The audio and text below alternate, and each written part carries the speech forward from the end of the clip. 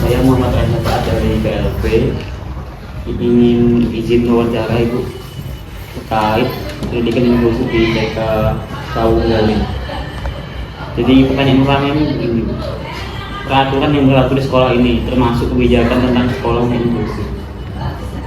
Kalau kebijakannya sih ya sekarang kan semua sekolah memberi izin ya Mas ya untuk semua anak kebutuhan khusus di sekolah, meskipun kayak sebenarnya bukan di lingkungan anaknya ya, karena sekarang kita lihat dasar dari ekonomi orang tua gitu kan.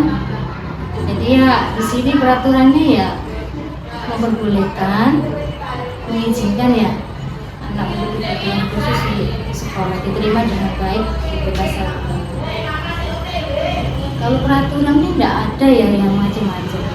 Yang pada umum anaknya gitu aja, pada pendaftaran kayak anak-anak biasanya gitu aja. Iya, seperti anak yang normal seperti biasanya gitu. Terus, apakah sekolah dapat menerima lebih banyak ABK, guru dan tenaga pendidik? Kalau selama ini nggak banyak ya Mas ya. Kalau banyak ya mungkin lain lagi ya Mas ya. Ada ruangan khusus gitu ya, yang harusnya gitu ya. Karena selama ini kan ketika Kaung Galing ya pasti ada, cuma ya satu anak gitu, nggak pernah lebih dari 2. Kalau misalnya lebih dari beberapa anak ya kayak mungkin harusnya buat kelas sendiri gitu, khusus untuk anak ya. Tapi kalau kebanyakan anak yang berkebutuhan khusus dibanding anak yang biasanya itu nanti kan jadinya nggak terarah gitu. Kalau 1-2 anak ya masih bisa kita handle. Gimana tanggapan Ibu tentang sekolah inklusif? Sekolah inklusif ya bagus ya Mas ya, karena kan dapat membantu anak-anak yang memiliki kebutuhan khusus. Karena jujur ya, mengajar anak kebutuhan khusus itu tugas yang tidak mudah. Harus ada yang namanya pengetahuannya, terus juga ada keterampilan khusus ya untuk anak. Kalau misalnya ada sekolah yang khusus untuk menangani anak kebutuhan khusus, sangat baik sekali. Ya mungkin untuk biayanya ya mungkin distandarkan lah sama-sama di lingkungan itu. Kalau kebanyakan gini kan mungkin biayanya agak mahal kalau sekolah khusus seperti itu. Tapi memang ya tak menyalahkan, karena yang dibutuhkan juga banyak sekali untuk memfasilitasi anak yang berkebutuhan khusus seperti itu. Apakah para guru menyanggupi pendampingan pembelajaran di kelas yang memiliki anak berkebutuhan khusus? Ya, mendampingi, namun juga enggak mengesampingkan anak yang lainnya. Gitu. Ada waktunya ketika kita lihat kondisi anak yang biasanya itu anak yang biasa ya Mas ya, itu sudah bisa tenang, bisa handle, kita dekati, kita dampingi. Kalau sudah lihat ya saling bergantian gitu aja Mas. Ya selama ini kan alhamdulillah antara anak yang berkebutuhan khusus sama anak yang biasa saling mendukung lah satu sama lain. Enggak, saya sedih dulu, yang ini enggak gitu.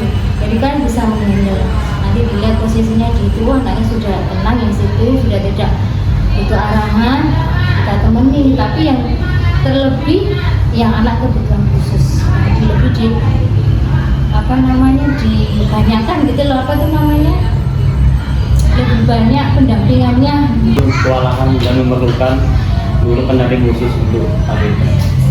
Kalau kewalahan selama ini enggak ya Mas ya. Alhamdulillah di sini ada 2 guru. Nanti teman saya yang satu handle anak yang biasa. Nanti saya sama Ajeng itu. Karena kan mulanya dulu kan deket sama Ajeng kan, saya kasih dia rasa nyaman dulu, percaya sama saya. Kalau dia sudah nyaman, percaya sama saya kan, saya mudah masuk lingkungannya dia. Dia bisa memahami. Jadi dia kayak mau ngomong, mau minta tolong, mau apa itu sudah tidak ada rasa takut gitu. Karena anak yang kebutuhan khusus kan kadang kita juga nggak seberapa paham ya Mbak ya. Karena juga saya bukan di luar kependidikan seperti itu. Tapi alhamdulillah selama ini nih saya sudah bisa istilahnya sedikit banyak lah belajar tentang anak kebutuhan khusus itu. Kalau ada pendampingan lagi ya tambah membantu. Yang istilahnya yang khusus guru yang profesinya pendidikannya di SLB itu. Ibu, apakah anak bimbingan khusus di sekolah ini tuh mendapatkan aksesibilitas yang terjadi? Di sini kalau fasilitas terjadi masih kurang ya Pak ya. Kayak media kita hanya buat seadanya, istilahnya kan enggak terlalu terpenuhi lah gitu. Kita hanya buat apa yang dibutuhkan Ajeng seperti itu ketika dia belajar. Untuk permainan juga sama seperti anak pada umumnya seperti itu. Mungkin terkadang ada waktu beda ya sama anak-anak. Kayak kalau mengelompokkan seperti itu, istilahnya anaknya langsung praktek, nggak pakai kayak mewarna, kayak menulis gitu. Istilahnya belajar dengan benda yang konkret. Tujuan agar semua anak di kelas memperoleh pembelajaran yang sama, sehingga semua anak mendapatkan pengertian gitu. Ya, semuanya. Kalau bisa dirangkul semuanya, baik yang anak berkebutuhan khusus maupun anak yang biasa. Jadi kita tidak membedakan. Cuma ya untuk pendampingannya saya lebihkan ke yang anak yang berkebutuhan khusus.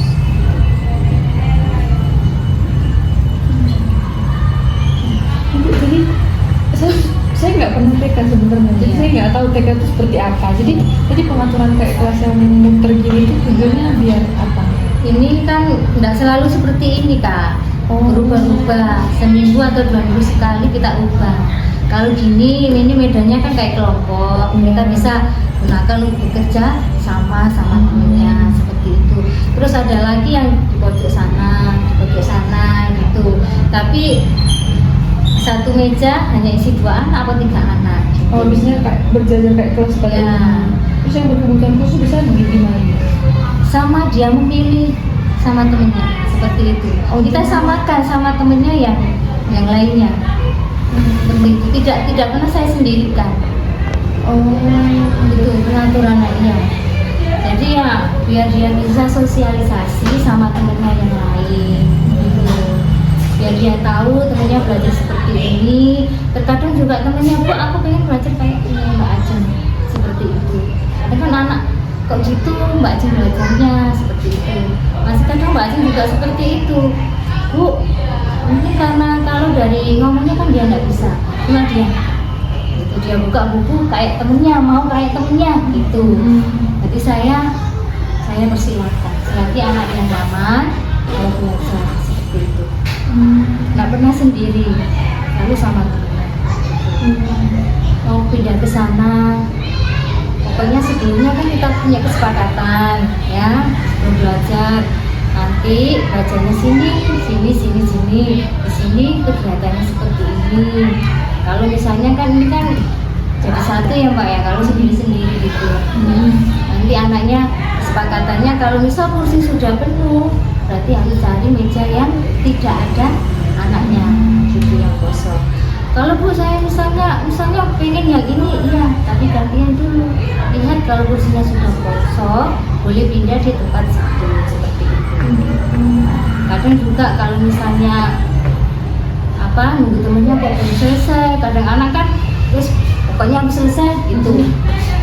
Supaya dia tidak mengganggu temennya, kita ada sudut namanya sudut pengaman yaitu tempat bermain.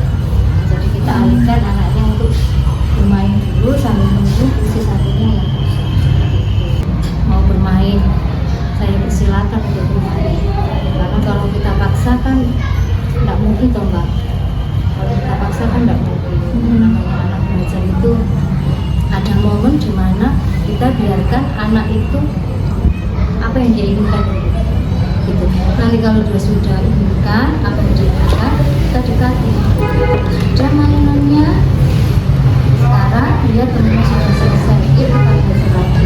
Nanti boleh bermain, boleh, tapi selesaikan dulu. Seperti itu. Kalau mengarahkan sama anak-anak seperti itu. Mainan kan anak-anak sebenarnya itu banyak bermain. Sanggal ini yang menerima anak-anak belajar.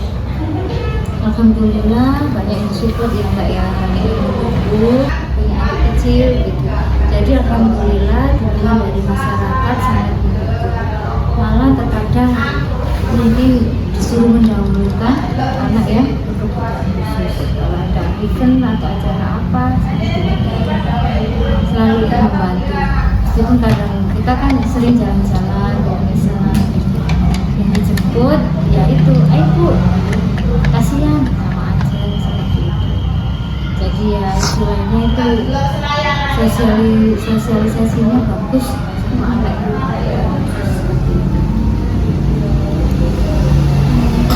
Apakah TK mendapatkan dukungan dari LSM, Lembaga Swadaya Masyarakat, tentang keputusan TK Sanggal ini menerima anak kebutuhan khusus?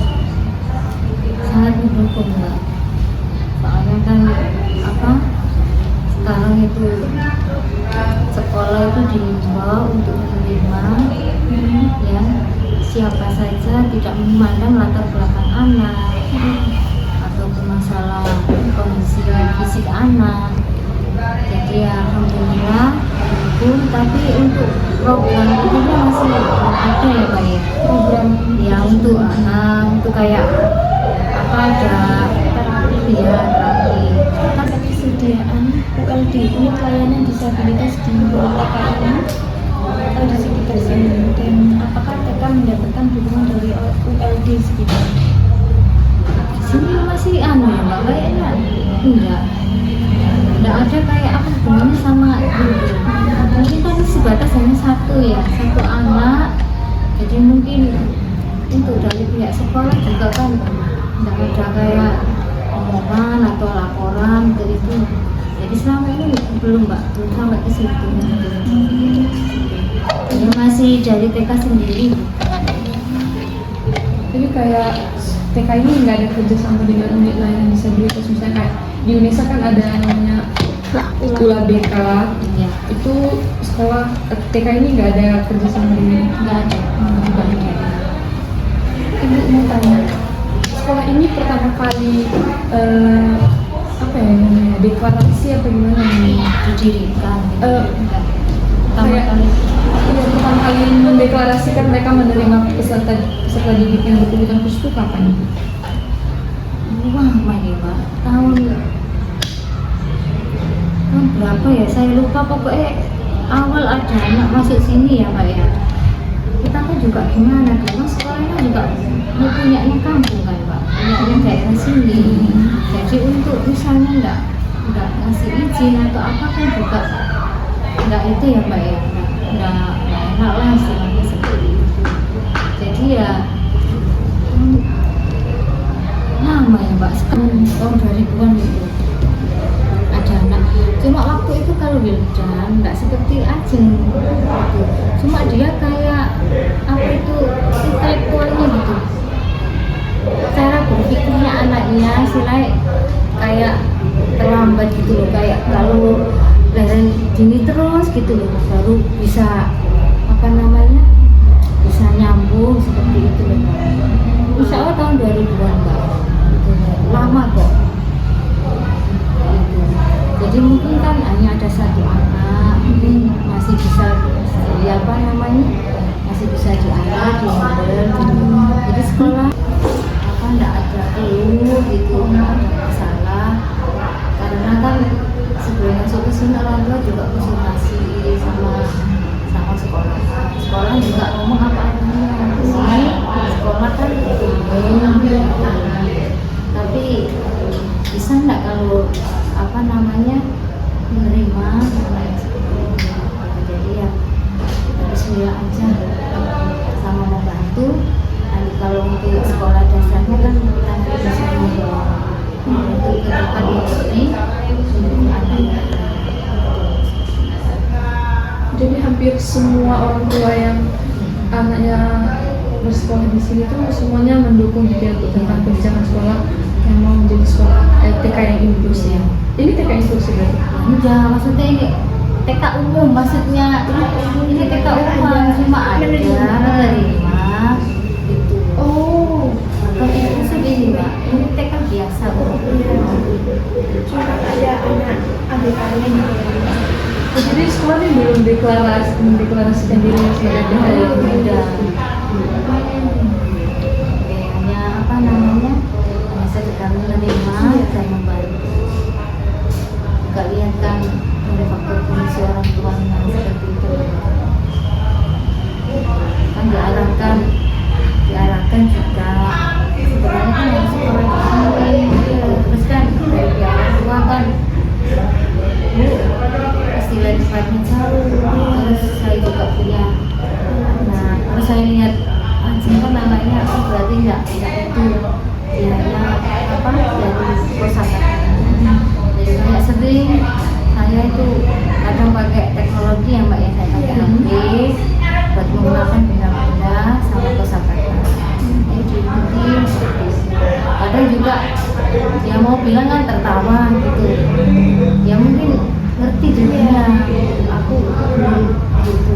Jadi kalau ayah bilang ini apa, dia senyum belum saya seperti itu ada. Cuma katanya yang hanya sedikit istilahnya iya mama singkat gitu Mbak, nggak terlalu panjang.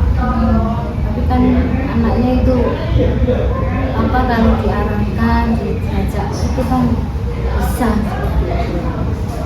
ngerti. Berarti kan masih lah normal seperti anak biasanya, belum masuk dalam autis kan ya, tidak autis bukan. Tapi orang tuanya tahu ya Ibu, kalau itu anak berkebutuhan khusus. Tapi waktu itu ya, malah kan waktu pendaftaran ke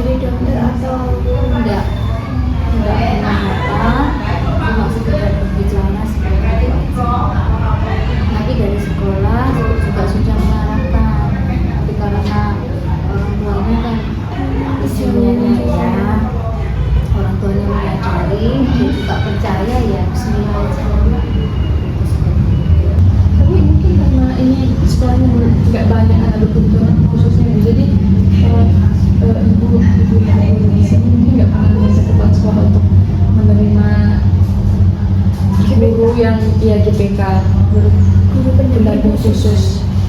Nggak, belum pernah memulai. Soalnya masih menyanggupi. Ya, Oh, belajar juga. oke.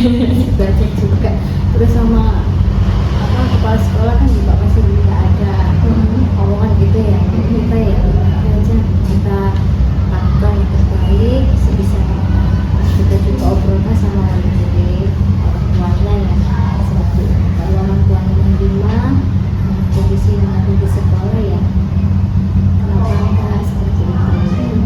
Itu tuh sebandingkan percayaannya orang tua sama murid nyaman, terus dia lihat anaknya kita belajar di sini juga tidak ada yang kayak tanda kutip ya mbak ya, kayak kok tambah gini kan ya, gitu istilahnya kok tambah ada kemajuan seperti itu. Situ ya nggak banyak lah mbak, kayak sosialisasi sama temennya. Terus ketika waktu itu mamanya cerita kalau warna itu ada satu warna. Sekarang alhamdulillah dia sudah bisa memakai beberapa warna. Tadi kan ada sedikit lah perubahan dari anak saya, bantu di sekolah seperti itu. Nanti kalau ke depannya ya kita kasih arahan. Belajar di kelas kan nggak ada desain itu belajar khusus gitu buat ajar. Aja nanti kan selain ini sama temennya sama, nanti setelah dia ada waktu kan ya istirahat setelah makan ada untuk dia sendiri. Oh gitu. Iya, dia sendiri. Saya buatkan kayak sederhana aja mbak, kayak ada apa plastik itu lah, itu jas plastik buat macam di situ kan saya kasih warna, ada beberapa warna. Terus saya buat kayak bentuk benda, ada warna merah atau apa. Nanti sekarang kelompokkan warna yang itu. Jadi dia langsung mereka seperti itu. Huruf juga seperti itu. Saya kasih potongan. Coba nak ini dicari yang sama mana. Kita buat yang mana. Alhamdulillah dia bisa. Kayak khusus kayak juga. Khusus buat dia. Cuma ketika kalau pertama gini ujiannya itu sama kayak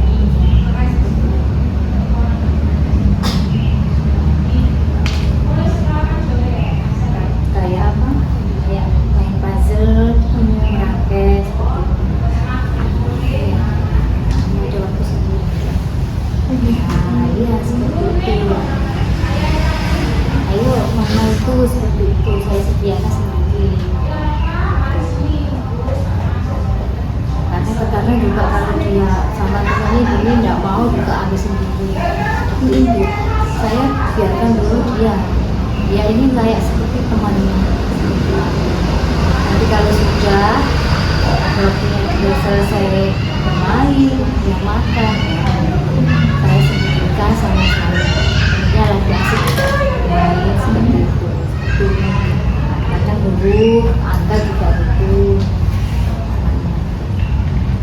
Belajar yang individu seperti ini bisa ibu terapkan kalau misalnya nih ibu kalau di kelas ini kan ibu ngajar secara umum kan sama anaknya.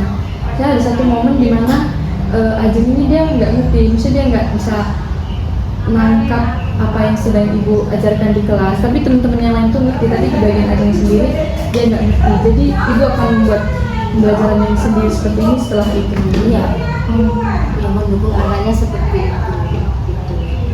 Saya juga kan harus fokus juga mbak sama anak-anak yang lain seperti itu. Terima kasih banyak ibu atas informasi yang telah ibu berikan ke kami. Sama-sama mas. Ya, segitunya aja bisa bantu. Bisa manfaat ya, tidak dapat yang baik. Ya bagus. Amin.